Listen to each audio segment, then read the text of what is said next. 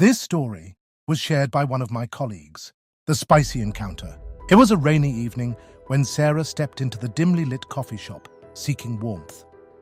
The barista behind the counter, a young man named Kyle, greeted her with a smile. "I'll have a coffee," she said, "but can you make it spicy?" Kyle raised an eyebrow. "Spicy? Like cinnamon?" "No." Sarah's voice lowered, a strange glint in her eye. "I want something different, something that'll burn." He hesitated, then nodded. "I can add some chili powder if you'd like." Sarah smiled and took a seat near the window, her eyes scanning the room, watching the rain fall harder.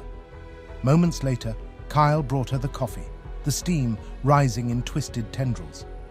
He placed it on the counter with a polite, "Here you go." Sarah sipped the coffee, her eyes flickering with something unsettling.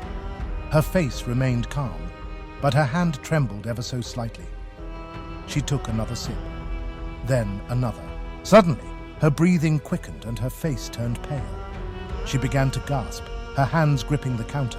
Kyle watched in confusion as she struggled to breathe, her throat tightening, her skin flushed. I can feel it," Sarah whispered, her voice barely audible. "It's inside me, burning from the inside." She stood, knocking over her cup, but it didn't spill. Only a thin stream of black liquid oozed from the bottom, as though the coffee was alive, crawling across the counter.